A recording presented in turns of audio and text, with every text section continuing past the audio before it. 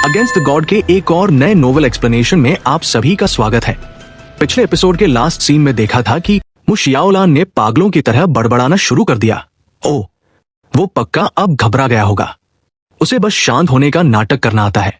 मैं तो उससे 100 गुना ज्यादा घबराई हुई हूँ।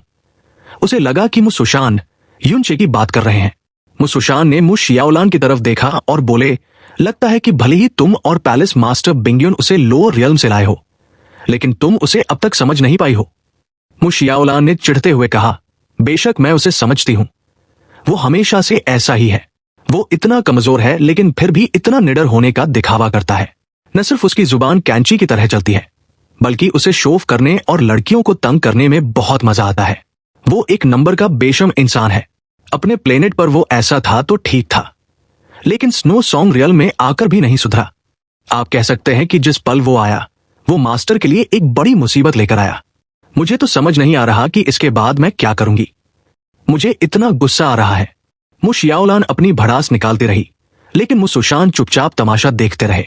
भले ही ली मिंगचिंग ने यह दिखाने की पूरी कोशिश की कि वो युनचे के साथ खेल रहा था, लेकिन उसे सच्चाई पता थी। अब आगे उसकी फ्रोस्ट सील को पल भर में तोड़कर निकल जाना सॉवरेन प्रोफाउंड रियल्म के बस की बात नहीं थी।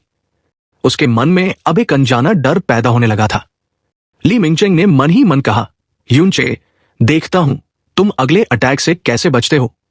उसके दोनों हाथों में तेजी से कोल्ड एनर्जी इकट्ठा होने लगी। फिर एक कदम आगे बढ़ाते हुए उसने अपने हाथ धकेल दिए। तुरंत ही वहां 2 विशाल फ्रोस्ट टॉर्नेडोज बर्फ के बवंडर बन गए और सीधे युनचे की तरफ लपके। जमा हुई भीड़ के मुंह से चीख निकल गई। पिछला हमला तो दिखाई नहीं दे रहा था, लेकिन ये 2 बर्फीले तूफान तो साक्षात तबाही लग रहे थे। डिवाइन वे की उस भयानक ठंड ने दूर खड़े कमजोर कल्टीवेटर्स को भी कंपा दिया।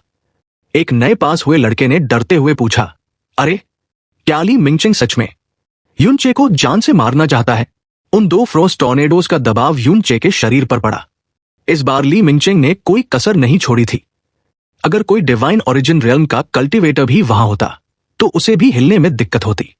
ली मिंगचिंग के चेहरे पर एक क्रूर एक्सप्रेशन आ गया। उसने अपने हाथों की सील बदली और दोनों टॉर्नेडो तेजी से एक साथ युनचे पर टूट पड़े। बूम! कोल्ड एनर्जी के धमाके के साथ अनगिनत बर्फ के टुकड़े हवा में नाचने लगे। लेकिन तबाही के उस मंजर में जो चीज नष्ट हुई, वो फिर से एक धीरे धीरे गायब होती परछाई थी। ली मिंगचिंग की पुतलियां सिकुड़ गई, लेकिन उसने तुरंत रिएक्शन दिया। वो 2 बवंडर अभी अपनी पूरी ताकत नहीं खोए थे। उसने उन्हें आपस में मिला दिया और एक जोर की चीख के साथ उन्हें फट जाने दिया। उसने जिस पावर को एक दायरे में रोक रखा था, उसे अचानक आजाद कर दिया। पलक झपकते ही एक भयानक फ्रोस्ट टॉर्नेडो ने 3 किलोमीटर के दायरे में सब कुछ अपनी चपेट में ले लिया। तमाशा देखने वाले लोग दहशत में आ गए और घबराकर पीछे हटने लगे। मु सुशान की भौहें तन गई और उन्होंने रोकने के लिए हाथ बढ़ाया, लेकिन फिर कुछ सोचकर रुक गए। उनकी नजरें अभी भी मैदान पर टिकी थी। जब बर्फ का गुबार हटा तो हवा में अभी भी कड़ाके की ठंडक थी, और वहां ली मिंगचिंग से सिर्फ 100 मीटर की दूरी पर युनचे खड़ा था। वो कोल्ड एनर्जी जो डिवाइन ओरिजिन रियल्म के एक्सपर्ट का खून जमा सकती थी, उसके सामने युनचे के चेहरे पर शिकन तक नहीं थी। बिल्कुल शांत, उसने ठंडी और बेपरवाह आवाज में कहा, यह तीसरा मूव था। युनचे की आवाज ने ली मिंगचिंग को बुरी तरह चौंका दिया। ऐसा लगा जैसे पूरी दुनिया जम गई हो। हर तरफ सन्नाटा छा गया। आज वहां जो भी लोग खड़े थे, वो सब डिवाइन वे के एक्सपर्ट्स थे।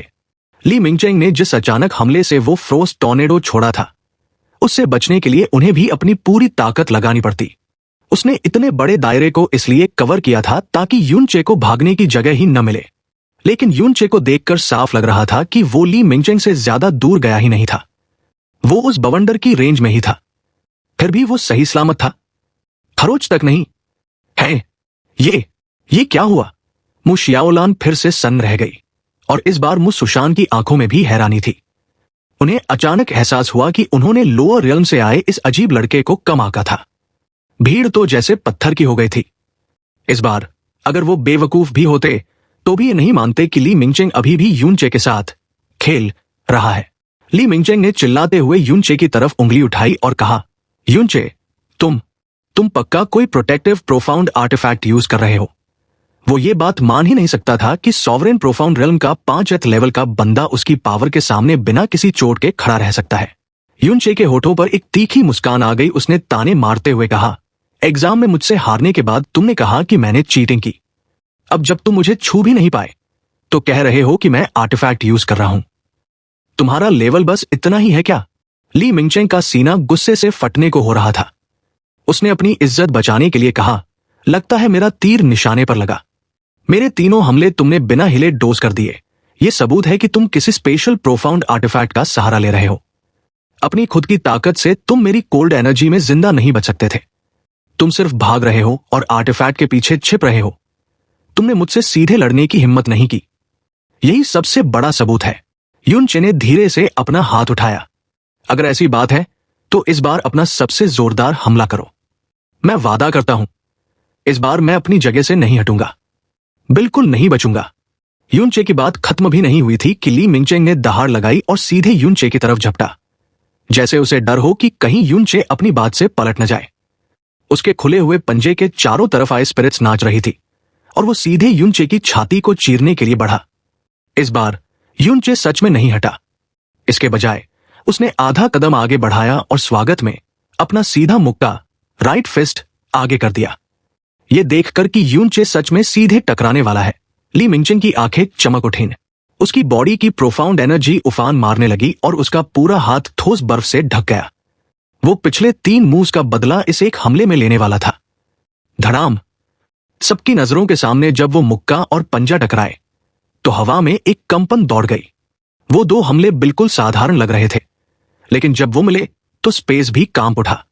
ली मिंगचेंग के चेहरे की क्रूरता एक ही पल में दहशत और अविश्वास में बदल गई, क्योंकि उसे ऐसा नहीं लगा कि वो अपने दुश्मन को कुचल रहा है। उसे ऐसा लगा जैसे उसने किसी आसमान छूते पहाड़ पर मुक्का मार दिया हो। अगले ही पल एनर्जी के धमाके के बीच दोनों लोग एक साथ पीछे उड़े। यूनचे ने हवा में कलाबाजी खाई और बड़े आराम से जमीन पर लैंड किया, लेकिन ली मिंगचेंग वो बुरी तरह लड़खड़ाया और लगभग घुटनों के बल गिरने ही वाला था। उसने सिर उठाकर यूनचे को देखा। उसकी आंखें बुरी तरह कांप रही थी। उसका पूरा दायां हाथ सुन्न पड़ चुका था और थरथरा रहा था। यूनचे ने अपनी कलाई को लापरवाही से झटकते हुए ताना मारा, तो ये है तुम्हारी असली ताकत। तुम्हारे पिछले घमंड को देखकर मुझे लगा था कि पता नहीं कितने ताकतवर होगे, लेकिन अफसोस तुम तो बस इतने ही निकले। अगर मैंने एग्जाम में चीटिंग की थी तो फिर तुम क्या हो? वहां का माहौल पूरी तरह बदल चुका था। जो लोग मजे लेने आए थे उनकी बोलती बंद हो गई थी। उन्हें लगा था कि चीटर यूनचे का पर्दाफाश होगा। ली मिंगचेंग के सामने सॉवरेन प्रोफाउंड रियल्म का टिकना नामुमकिन था, लेकिन उन्होंने सपने में भी नहीं सोचा था कि जिसका मजाक बन रहा है वो यूनचे नहीं बल्कि ली मिंगचेंग है। खासकर अभी अभी सबने साफ देखा था कि वो एक सीधी टक्कर थी। कोई छल नहीं, कोई आर्टिफैक्ट नहीं। पावर का वो धमाका सबूत था कि ली मिंगचेंग ने पूरी जान लगा दी थी। लेकिन यूनचे को हराना तो दूर, वो खुद पीछे फिक गया। एक कल्टीवेटर ने डरते हुए पूछा, ये झूठ है ना? क्या वो सच में सॉवरेन प्रोफाउंड रियल्म के 5th लेवल पर है? ये इम्पॉसिबल है यार। ली मिंगचेंग डिवाइन ओरिजिन रियल्म के 3रे लेवल के पीक पर है। ये कैसे हो सकता है? मु शियाओलान की आंखें फटी की फटी रह गई थी। वो हकलाते हुए बोली, ये सच में इतना ताकतवर है, लेकिन ये तो साफ साफ सिर्फ सॉवरेन प्रोफाउंड रियल्म पर है। ये कैसे मुमकिन है? पास खड़े मुसुशान ने एक गहरी सांस ली और बोले, एक ऐसी प्रोफाउंड स्ट्रेंथ जो अभी डिवाइन वे तक पहुंची भी नहीं है। वो डिवाइन ओरिजिन रियल्म की ताकत का मुकाबला कर रही है। शियाओलान, तुम तो छोड़ो, मैंने खुद आज तक ऐसा कभी नहीं सुना। हमारे पूरे स्नो सॉन्ग रियल्म की हिस्ट्री में ऐसा शायद ही कभी हुआ हो। तुम्हारी मास्टर जिस लड़के को लेकर आई है वो कोई आम इंसान नहीं है। मुसुशान ने आगे एक बहुत बड़ी बात कही, मुझे शक है कि पावर का ऐसा डिस्प्ले देखकर शायद ग्रेट रियल्म किंग भी चौकन्ना हो जाए। यह सुनकर मु शियाओलान के पास बोलने के लिए कोई शब्द नहीं बचे। माहौल में सन्नाटा था, लेकिन ली मिंगचेंग की हालत खराब थी। वो जोर जोर से हांफ रहा था। लोगों की अजीब नजरें उसे चुभ रही थी। उसने सपने में भी नहीं सोचा था कि यूनचे इतना ताकतवर होगा। अब ली मिंगचेंग को भी यह एहसास हो चुका था कि पिछले एग्जाम्स में यूनचे ने कोई चीटिंग नहीं की थी, बल्कि शायद वो स्नोस्टॉर्म रियल में भी बस टाइम पास कर रहा था। ली मिंगचेंग ने इतने सालों तक इस एग्जाम का इंतजार सिर्फ जेड फॉलन आई सोल पैलेट के लिए किया था। उसे लगा था कि ये इनाम उसकी जेब में है, लेकिन अब वो यूनचे पर उंगली नहीं उठा सकता था। इसका सीधा मतलब था कि वो कीमती पिल अब यूनचे के पास जाने वाली थी। फ्रीजिंग स्नो हॉल में घुसते ही ली मिंगचेंग अपनी धाक जमाना चाहता था। वो मेन हॉल मास्टर का भतीजा था। उसे लगा था कि वो अपना टैलेंट दिखाकर रातों रात फेमस हो जाएगा। लेकिन फेमस होना तो दूर, हजारों लोगों के सामने उसकी बुरी तरह बेइज्जती हो गई थी। वो यूनचे को कुचलने आया था, पर असलियत में वो खुद यूनचे के लिए एक स्टेपिंग स्टोन यानी सीढ़ी बन गया था। ली मिंगचेंग का पूरा शरीर गुस्से से कांपने लगा। उसने अपने दांत इतनी जोर से भींचे कि जबड़ा दुखने लगा। उसे अब इस बात से कोई मतलब नहीं था कि यूनचे अपनी कम कल्टीवेशन के बावजूद इतना ताकतवर कैसे है। उसका बस एक ही मकसद था, यूनचे की लाश पर चढ़कर अपना खोया हुआ घमंड और इज्जत वापस पाना। ली मिंगचेंग ने धीरे से गुर्राते हुए कहा, यूनचे, इसमें कोई शक नहीं कि तुमने मुझे सरप्राइज कर दिया। मैं मानता हूं कि मैंने तुम्हें कम आंका, लेकिन मेरे सामने हीरो बनने की औकात अभी भी तुम्हारी नहीं है। ये कहते ही उसके शरीर के चारों तरफ एक नीले रंग की चमक पैदा हो गई। देखते ही देखते वो लाइट इतनी तेज हो गई कि आंखें चौंधिया जाए।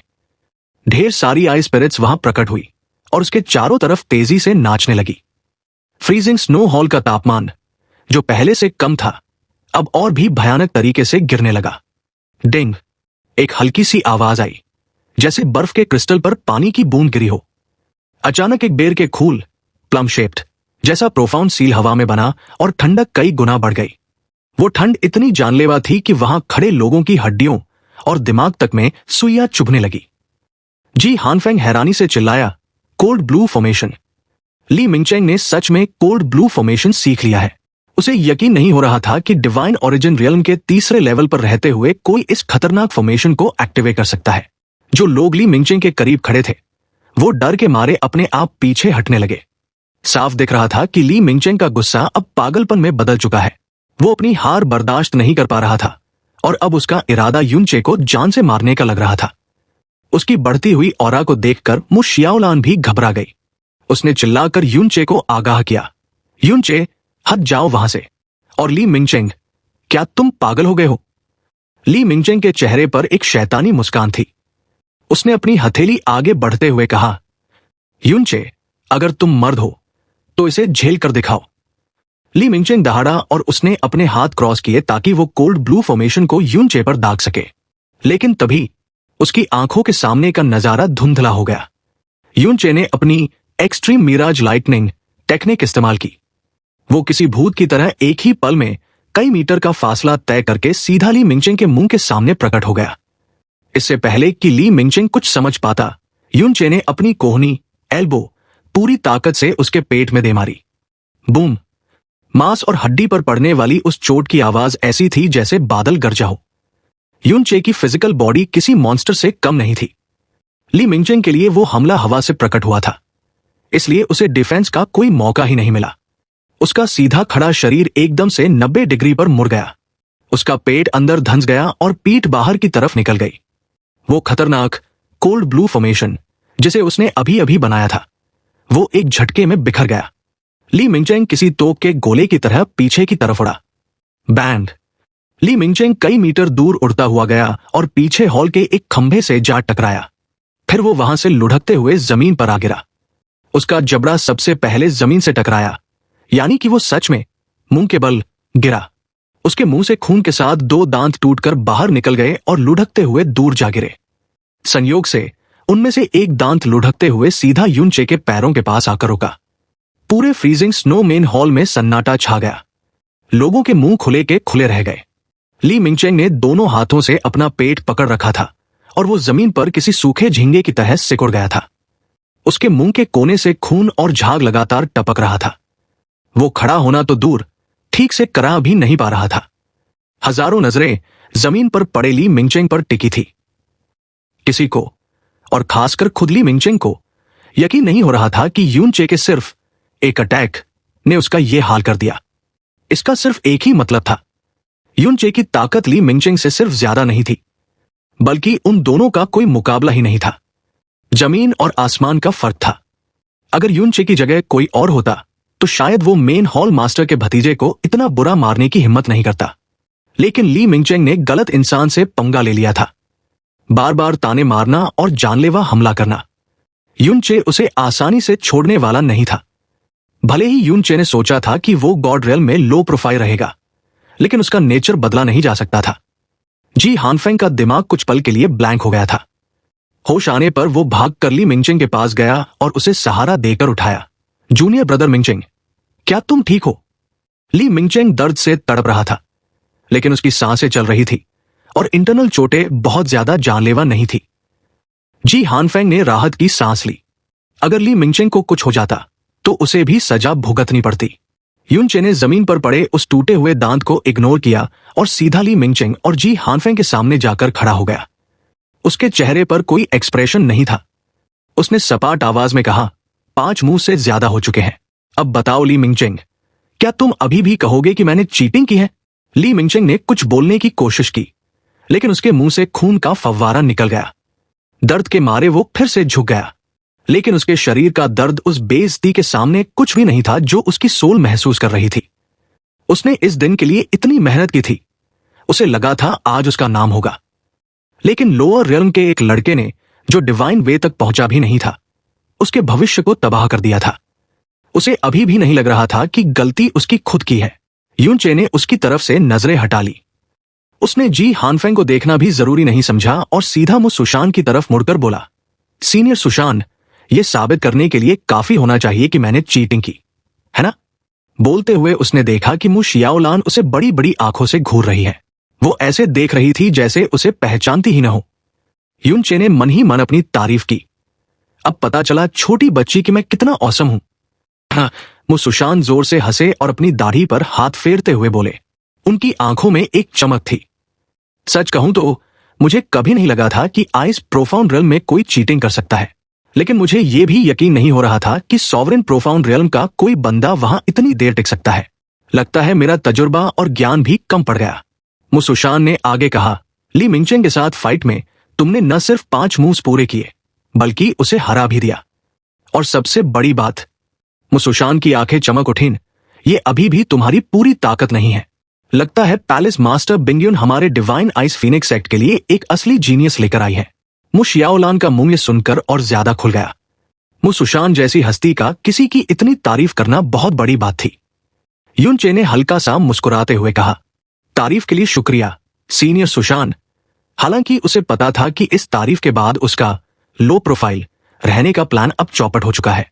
यून चे को डिवाइन वे का ज्यादा आइडिया नहीं था, इसलिए उसे पता ही नहीं था कि बिना डिवाइन पावर के किसी डिवाइन कल्टिवेटर को हराना कितना असंभव माना जाता है। वहां मौजूद लोगों के लिए यह किसी चमत्कार से कम नहीं था। तभी मु सुशान ने अपना वादा निभाया। हानफेंग, वो jade fallen ice soul palette अब यून चे को दे दो और ली मिंगचेंग को इलाज के लिए ले जाओ। मु सुशान ने शांत आवाज में कहा, मैंने अपना वादा नहीं भुलाया है। चूंकि तुमने साबित कर दिया है, तो ये स्टार पिकर स्टोन भी अब तुम्हारा है। ये चीजें तुम पर बेकार नहीं जाएंगी। ली मिंगचेंग दर्द से तड़प रहा था, लेकिन उसके कान खुले थे। उसने यून चे की जीत और अपनी हार साफ सुनी। वो आज का हीरो बनने वाला था, लेकिन अब कोई उसकी तरफ देख भी नहीं रहा था। वो वहां किसी मरे हुए कुत्ते की तरह पड़ा था। उसे महसूस हो रहा था कि सब उस पर हंस रहे हैं। आने वाले समय में वो पूरे फ्रीजिंग स्नो हॉल का मजाक बनकर रह जाएगा। जब तक यून चे जिंदा रहेगा, उसकी ये बेइज्जती जिंदा रहेगी। ली मिंगचेंग के दांत कटकटा रहे थे। उसका दिमाग पूरी तरह खराब हो चुका था। अचानक उसने एक जंगली बीस्ट की तरह गुर्राहट की और जी हानफेंग की पकड़ से छूट गया। उसने एक बर्फ की तलवार उठाई और पूरी ताकत लगाकर यून चे की पीठ की तरफ झपटा। उसका इरादा यून चे के दिल को चीरने का था। किसी ने इसकी उम्मीद नहीं की थी। यून चे की पीठ ली मिंगचेंग की तरफ थी और दूरी बहुत कम थी। मु सुशान का चेहरा बदल गया, लेकिन वो इतनी जल्दी रोक नहीं सकते थे। मु शियाओलान के मुंह से सिर्फ एक चीख निकली, लेकिन ली मिंगचेंग के हमला करने से पहले ही यून चे को उसकी जानलेवा नफरत महसूस हो गई थी। जैसे ही ली मिंगचेंग झपटा, यून चे बिजली की तेजी से पीछे मुड़ा। ली मिंगचेंग की तलवार सिर्फ हवा में चली। अगले ही पल यून चे ने अपनी कोहनी एल्बो को पूरी ताकत से पीछे की तरफ घुमाया। उसने ली मिंगचेंग के बचे खुचे डिफेंस को तोड़ते हुए सीधा उसके सीने दिल पर अटैक किया। जैसे ही उसकी कोहनी टकराई, यून चे ने मन ही मन कहा, लानत है अथु। पागलपन में ली मिंगचेंग ने अपनी सारी ताकत हमले में लगा दी थी और डिफेंस के लिए कुछ नहीं बचाया था। यून चे का ये अटैक, जो उसने बस रोकने के लिए मारा था, अब ली मिंगचेंग की हालत और खराब करने वाला था। आह! हॉल में एक रोंगटे खड़े कर देने वाली चीख गूंज उठी। ली मिंगचेंग के मुंह से खून की 3 मीटर लंबी धार निकली। वो खून से भरे बोरे की तरह जमीन पर घिसटता हुआ दूर जा गिरा। तभी युनचे के पास एक जोरदार दहाड़ सुनाई दी। रुको! जी हानफेंग, जो ली मिंगचेंग को रोकने के लिए आगे बढ़ा था, उसने अचानक युनचे पर हमला कर दिया। ठीक उसी वक्त जब युनचे ने ली मिंगचेंग को मारा था, एक बेहद ठंडी प्रोफाउंड एनर्जी बेरहमी से युनचे की पीठ पर आ लगी। किसी को अंदाजा नहीं था कि ली मिंगचेंग ऐसे पागल होकर हमला करेगा, और जी हानफेंग का अचानक बीच में कूद पड़ना तो और भी शॉकिंग था। जी हानफेंग डिवाइन ओरिजिन रियल्म के मिडिल स्टेज पर था और एक ऑफिशियल डिसाइपल था। उसकी ताकत ली मिंगचेंग से कई गुना ज्यादा थी। उसका वो हमला युनचे के लिए बहुत भारी पड़ने वाला था। युनचे की आंखों के सामने अंधेरा छा गया। उसे लगा जैसे किसी पहाड़ ने उसे पीछे से टक्कर मार दी हो। वो उस धमाके से दूर जा फेंका। मु शियाओलान घबराकर चिल्लाई, युनचे, और तेजी से आगे बढ़ी। उसने युनचे को हवा में ही कैच किया और उसके शरीर में घुस रही एनर्जी को हटाया। वो पूछने ही वाली थी कि क्या उसे चोट लगी है, तभी उसने देखा कि युनचे को ज्यादा कुछ नहीं हुआ था। वो सन्न रह गई। फिर धीरे से पूछा, क्या क्या तुम ठीक हो? युनचे का पूरा शरीर गुस्से से उबल रहा था। उसकी मुट्ठियां कस गई। उसने झटके से मुड़कर जी हानफेंग को देखा। उसकी आंखों में खून उतर आया था और एक खूंखार ऑरा उसके अंदर से फूट पड़ा। उसने दहाड़ते हुए चिल्लाया, जी हान फैंग। जी हानफेंग ने युनचे को तो दूर उड़ा दिया, लेकिन जब उसने दौड़कर ली मिंगचेंग को पकड़ा तो उसके हाथ कांपने लगे। ली मिंगचेंग की सांसें उखड़ रही थी। उसका शरीर बिल्कुल ढीला पड़ चुका था, जैसे सारी हड्डियां टूट गई हों। उसकी आंखों की पुतलियां फैल चुकी थी और मुंह से लगातार खून बह रहा था। सबसे डरावनी बात यह थी कि उसके सीने पर दिल के पास एक कटोरे जितना गहरा गड्ढा बन गया था। असल बात यह थी कि जी हानफेंग के पास ली मिंगचेंग को रोकने का टाइम नहीं था, पर वो युनचे का हमला रोक सकता था। लेकिन उसने जानबूझकर ऐसा नहीं किया। उसने सोचा कि वो युनचे पर हमला करने के लिए इस मौके का फायदा उठाएगा, ताकि बाद में वो कह सके कि उसने बदला लेने के लिए युनचे को मारा। लेकिन उसने सपने में भी नहीं सोचा था कि युनचे का एक हमला ली मिंगचेंग का ये हाल कर देगा। जी हानफेंग का दिमाग सन्न पड़ गया। उसे याद आया कि ली मिंगचेंग इस हॉल की मेन हॉल मास्टर का भतीजा है। वो अपनी जान बचाने के लिए ही ली मिंगचेंग की चापलूसी करता था। अगर मेन हॉल मास्टर को पता चला कि वो ली मिंगचेंग को नहीं बचा पाया तो उसकी शामत आ जाएगी। डर के मारे जी हानफेंग कांपने लगा।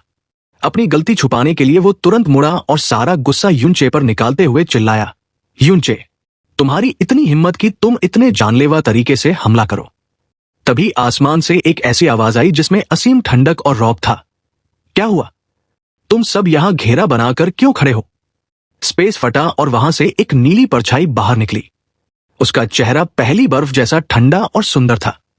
ये और कोई नहीं, फ्रीजिंग स्नो हॉल की मेन हॉल मास्टर मु फैंगशु थी।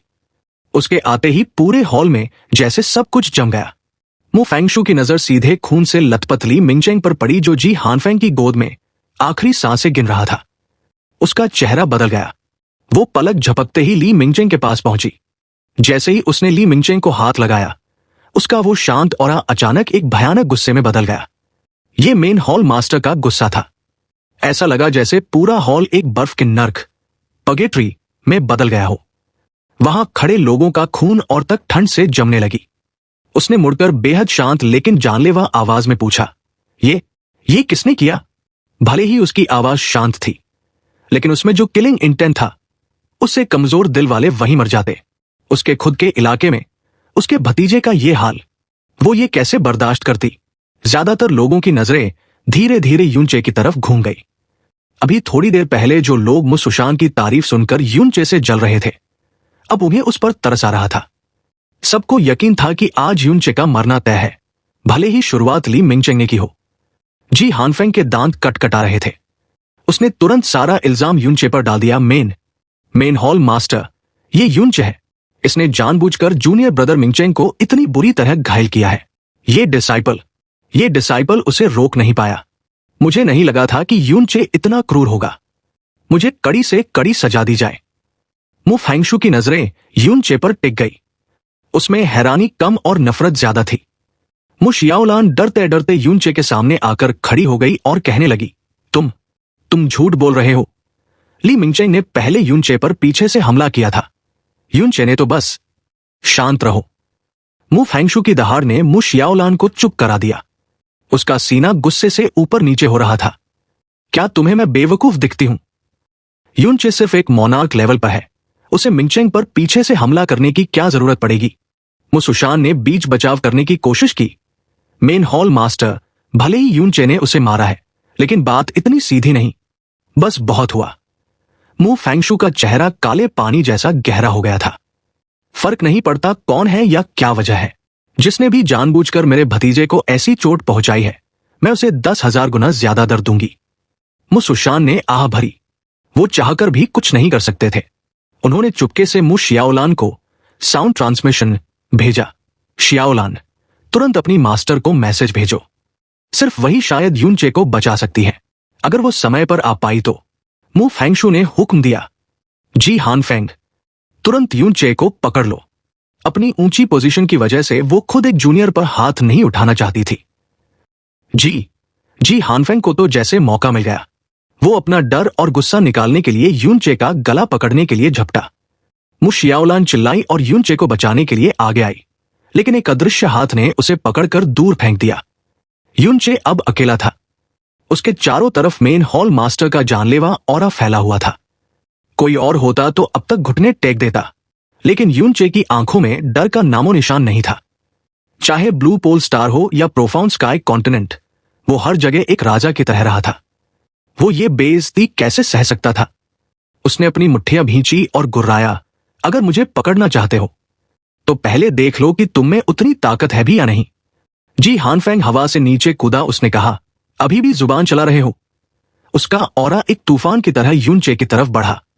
जी हानफेंग की ताकत डिवाइन ओरिजिन रियल्म के 6 एथ पर थी। वो शुआनयुआन बेंटियन से भी ज्यादा ताकतवर था। ये यूनचे की जिंदगी का सबसे ताकतवर दुश्मन था।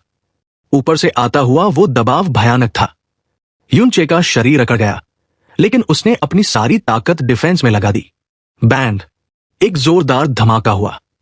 यूनचे का शरीर ऐसे कांपा जैसे उस पर स्पेस से कोई मीटियोराइट गिरा हो। वो झटके से दूर जा गिरा। जी हानफेंग रुका नहीं। उसने हवा में ही हाथ घुमाया और यूनचे के शरीर पर एक नीला हेक्सागोनल प्रोफाउंड फॉर्मेशन बन गया। अगले ही पल वो फॉर्मेशन फट गया। देखने वालों के चेहरे का रंग उड़ गया। सबको लगा जी हानफेंग बस उसे पकड़ेगा, लेकिन ये तो जान से मारने वाला हमला था। मु शियाओलान का चेहरा सफेद पड़ गया।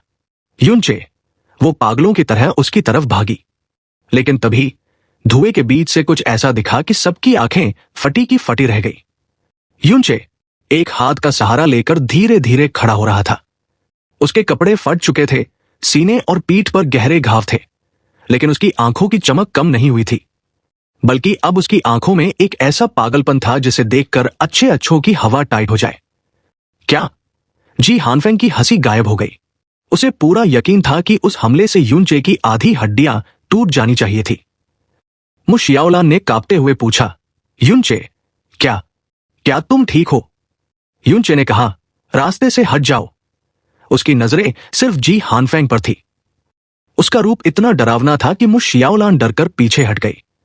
और तभी यूनचे ने अपनी पावर को बढ़ाने के लिए पगेट्री स्टेट एक्टिवेट किया। अचानक यूनचे के शरीर से एक ज्वालामुखी जैसा धमाका हुआ। उसकी प्रोफाउंड एनर्जी का रंग हल्का लाल स्कारलेट हो गया। उसने अपने दोनों हाथ ऊपर उठाए और हवा से एक भारी भरकम तलवार उसके हाथों में आ गिरी। बूम!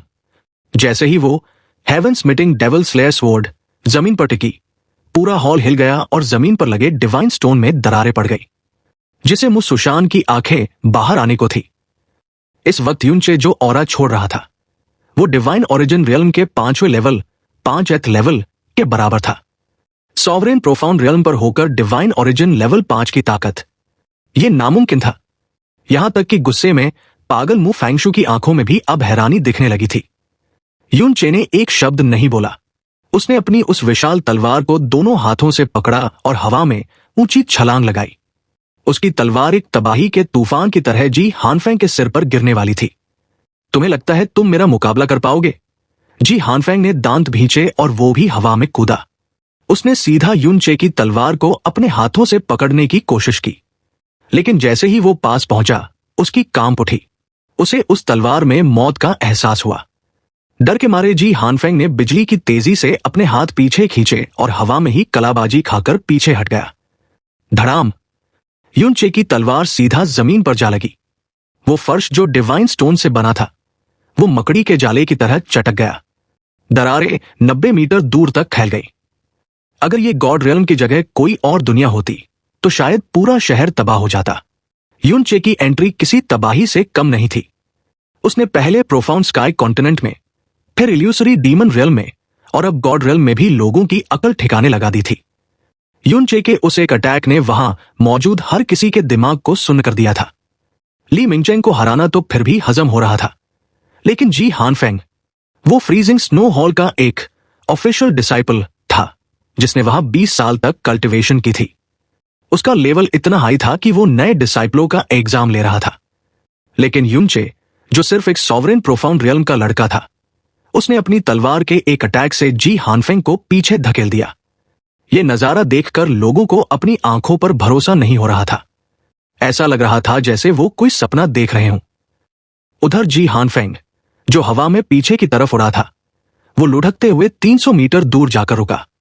जब वो जमीन पर उतरा तो उसका दिल अभी भी हथौड़े की तरह धड़क रहा था। उसे गहरा झटका लगा था, लेकिन उससे ज्यादा उसे बेइज्जती महसूस हो रही थी। जिस लड़के को वो मजाक समझ रहा था, उसी ने उसे सबके सामने धो दिया। ये तो अब उसके लिए सबसे बड़ा मजाक बन गया था। लेकिन अब वो युनचे को हल्के में लेने की गलती नहीं कर सकता था। उस एक हमले का डर उसकी आंखों के सामने था। जी हानफेंग ने गुस्से में अपने दांत भींचे। उसने तुरंत अपनी स्पेशल रिंग से एक सिल्वर स्पीयर निकाला। वो 9 फीट लंबा था और उसके बाहर आते ही एक जोरदार ड्रैगन रोर सुनाई दी। फ्रीजिंग स्नो हॉल के डिसाइपलों की चीख निकल गई। Dragon burst spear. सोचने वाली बात यह थी कि एक एग्जाम सुपरवाइजर होकर उसे एक नए स्टूडेंट के खिलाफ अपना सबसे खतरनाक हथियार निकालना पड़ा। मतलब साफ है, जी हानफेंग के अंदर युनचे का खौफ बैठ चुका था। जी हानफेंग की आवाज में गुस्सा और नफरत भरी हुई थी। युनचे, तुम्हें अपने उस हमले पर बहुत घमंड है ना? मैं अभी तुम्हें उसका 10 गुना मजा चखाता हूं। लोअर रियल्म्स का कचरा चाहे कितना भी हाथ पैर मार ले, वो हमेशा कचरा ही रहेगा। इतना कहकर जी हानफेंग ने ड्रैगन बर्स्ट स्पीयर को ऊपर उठाया। वो इस बार हवा में नहीं उड़ा, बल्कि जमीन पर ही एक तीर की तरह सीधा बढ़ा। उसके हर कदम के साथ ऐसा लग रहा था जैसे स्पीयर की नोक लंबी होती जा रही है। तभी एक जोरदार दहाड़ के साथ वो युनचे पर टूट पड़ा। उस पल उसके पैरों के नीचे की जमीन पाउडर बन गई। ड्रैगन बर्स्ट स्पीयर से एक ऐसी आवाज निकली जैसे वो खुद एक सिल्वर कलर के ट्रू ड्रैगन में बदल गया हो। उसमें असीम ड्रैगन माइट भरी हुई थी। इस आवाज को सुनकर वहां खड़े सारे कल्टीवेटर्स का खून खौलने लगा और उनके दिल सहम गए। जी हानफेंग की ताकत जुड़ने के बाद इस स्पीयर की पावर डरावनी हो चुकी थी। सबके दिमाग में बस एक ही सवाल था, क्या युनचे इस हमले को झेल पाएगा? लेकिन युनचे के माथे पर शिकन तक नहीं थी। उसके दोनों हाथों की नसें खुल गई। पीछे हटने के बजाय वो आगे बढ़ा। उसने अपनी भारी भरकम हेवन स्मिटिंग डेविल स्लेयर स्वॉर्ड को सीधे घुमाया और ड्रैगन बर्स्ट स्पीयर से भिड़ गया। क्रैक! तलवार और भाले की टक्कर हुई और पूरे हॉल में मेटल के टकराने की कान फाड़ देने वाली आवाज गूंजी। उन दोनों के पैरों के नीचे का डिवाइन स्टोन चकनाचूर होकर हवा में उड़ गया। दोनों के पैर जमीन में धंस गए, लेकिन कोई भी 1 इंच पीछे नहीं हटा। जी हानफेंग ने अपनी स्पीयर को कसकर पकड़ा हुआ था, लेकिन उसकी आंखों में अब और भी ज्यादा अविश्वास था। तुम सच में? जी हानफेंग ने इस हमले में अपनी पूरी ताकत लगा दी थी ताकि वो युनचे को धूल में मिला सके, लेकिन युनचे ने उसे भी रोक लिया, वो भी बिना किसी ट्रिक के, बिल्कुल आमने सामने की टक्कर में। जी हानफेंग ने चिल्लाकर अपनी स्पीयर पीछे खींची और फिर अचानक दोबारा अटैक किया। युनचे की तलवार भी उसे रोकने के लिए उठी। क्लैंग! एक और जोरदार धमाका हुआ। दोनों एक झटके से अलग हुए।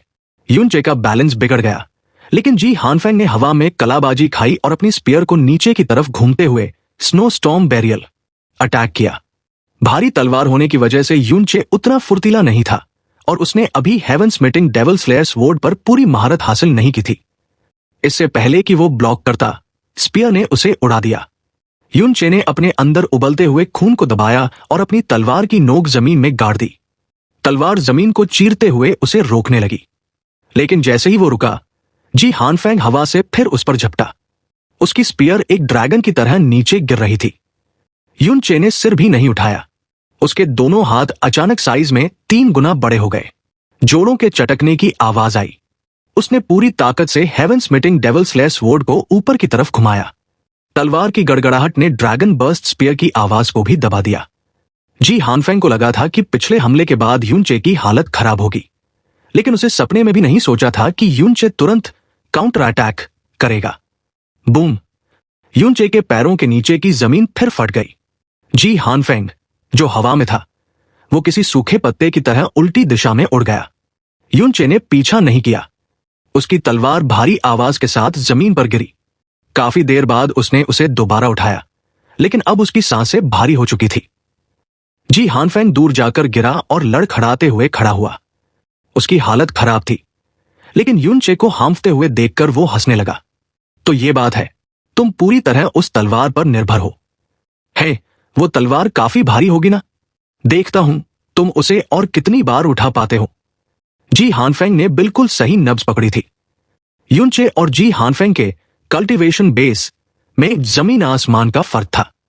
जी हानफेंग डिवाइन ओरिजिन रियल्म के 6ठे लेवल पर था। युन चे सिर्फ उस तलवार की भयानक ताकत की वजह से ही टिक पा रहा था। जब से होंगर ने एटर्नल नाइट डेविल स्वॉर्ड को खाया था, हेवन स्मिटिंग डेविल स्वॉर्ड का वजन बढ़कर लगभग 50 लाख किलो 5 मिलियन केजी हो गया था। आम हालत में इसे उठाना भी मुश्किल था। पर्गेटरी स्टेट में भी युन चे इसे मुश्किल से 30 बार घुमा सकता था, और अब तो ये डेथ मैच चल रहा था। सिर्फ 3 हमलों में ही उसके हाथ सुन्न हो चुके थे। देखते हैं तुम कब तक टिकते हो। जी हानफेंग ने तुरंत खुद को संभाला और फिर से हमला बोल दिया। क्लैंग! Boom boom! जमीन फटती रही और पत्थर हवा में उड़ते रहे। तलवार और भाले के टकराने की आवाज किसी आसमानी खतरे की घंटी जैसी लग रही थी। हर धमाका देखने वालों के दिल पर चोट कर रहा था। एग्जाम पास करने वाले नए डिसाइपल के चेहरे सफेद पड़ गए। वो लगातार पीछे हट रहे थे। उन्हें लग रहा था कि अगर वो पास रहे तो सिर्फ आवाज से ही उनके इंटरनल ऑर्गन्स फट जाएंगे। जी हानफेंग का ताकतवर होना तो समझ आता था, लेकिन युन चे, वो भी इतना ताकतवर, सॉवरेन प्रोफाउंड रियल्म के 5वें लेवल पर होकर ऐसी डिवाइन माइट निकालना किसी चमत्कार से कम नहीं था। जो लोग युन चे को मजाक समझ रहे थे, अब उन्हें शर्म आ रही थी। मु शियाओलान भी सन्न रह गई थी। उसे खुद जी हानफेंग का एक अटैक झेलने में पसीने आ जाते, लेकिन युन चे तो लगातार अटैक झेल रहा था। उधर मु फेंगशु का गुस्सा धीरे धीरे हैरानी में बदल रहा था। उसे एहसास होने लगा था कि शायद ली मिंगचेंग ने ही पहले पंगा लिया होगा। उसने अपने एक डिसाइपल से पूछा, झीमो, सच बताओ क्या हुआ था? झीमो कहां गया? उसने सच बता दिया कि कैसे ली मिंगचेंग ने हारने के बाद युन चे पर जानलेवा हमला किया था। मु फेंगशु चिल्लाई, बदतमीज। लेकिन फिर उसका चेहरा काला पड़ गया। उसने कहा, वजह चाहे जो भी हो, उसने मिंगचेंग को इतनी बुरी तरह घायल करने की हिम्मत की, उसे अपनी जान देनी होगी। बूम! तभी एक और जोरदार धमाका हुआ। 2 शैडोज तूफान से बाहर निकली। युन चे दूर जाकर गिरा। उसका शरीर ढीला पड़ गया था और तलवार जमीन में धंस गई। पसीने से लथपथ युन चे बुरी तरह हांफ रहा था। लगातार 20 अटैक झेलने के बाद हेवन स्मिटिंग डेविल स्लेयर स्वॉर्ड के वजन ने उसे तोड़ दिया था। उसके दोनों हाथों में अब कोई महसूस करने की शक्ति नहीं बची थी। जी हानफेंग भी बुरी तरह हांफ रहा था, लेकिन उसके पास अभी भी युन चे से ज्यादा ताकत बची थी। युन चे की हालत देखकर वो पागलों की तरह हंसा। उसे सांस लेने का मौका दिए बिना उसने अपनी बची खुची सारी ताकत ड्रैगन बर्स्ट स्पेयर में डाल दी और सीधा युन चे के माथे पर निशाना साधा। मु शियाओलान चिल्लाई, नहीं, यह हमला जानलेवा था और युन चे के पास अब हिलने की भी ताकत नहीं थी। जी हानफेंग को अपनी जीत दिखाई दे रही थी। उसके दिल में खुशी की लहर दौड़ गई, लेकिन ठीक उसी पल जब भाले की नोक युन चे के पास पहुंची, युन चे ने धीरे से सिर उठाया और उसके चेहरे पर एक शैतानी मुस्कान थी। एक अनजानी ठंड ने जी हानफेंग की को जकड़ लिया। उसका शरीर अकड़ गया। बूम! अचानक युन चे के शरीर से हवा का एक ऐसा बवंडर निकला कि जी हानफेंग, जिसने अपनी सारी ताकत हमले में लगा दी थी, वो किसी तिनके की तरह दूर जा गिरा। गिरने के बाद जब उसने सिर उठाया तो उसने देखा कि युन चे धीरे धीरे खड़ा हो रहा है। उसके दोनों हाथ उस विशाल लाल तलवार की हिल्ट पर थे। उसकी आंखों में खून जैसा लाल रंग उतर आया था और उसके शरीर पर खूनी रंग की प्रोफाउंड एनर्जी पागलों की तरह नाच रही थी। तभी युनचे की शैतानी आवाज उसके कानों में गूंजी, जब मैंने एक को तोड़ा है तो क्यों ना दूसरे को भी तोड़ दूं। क्या युनचे अपनी इस शैतानी हंसी के साथ जी हानफेंग का भी वही हाल करेगा जो उसने ली मिंगजिंग का किया था? अब आगे क्या होगा ये हम देखेंगे नेक्स्ट एपिसोड में। चैनल को सब्सक्राइब, वीडियो को लाइक और हाइप कर दो। साथ ही ऐसे ही रेगुलर वीडियोस के लिए आप मेंबरशिप ले सकते हैं। फर्क नहीं पड़ता आप कौन सी मेंबरशिप ले रहे हैं, कम लेवल वाली भी अगर आप मेंबरशिप लेते हैं तो इससे मेरी बहुत हेल्प हो जाएगी, इससे मुझे मोटिवेशन मिलेगा। साथ ही फ्यूचर में ऐसे ही और कमाल के वीडियोस आते रहेंगे। हमें सपोर्ट करने के लिए आप सभी को दिल से शुक्रिया।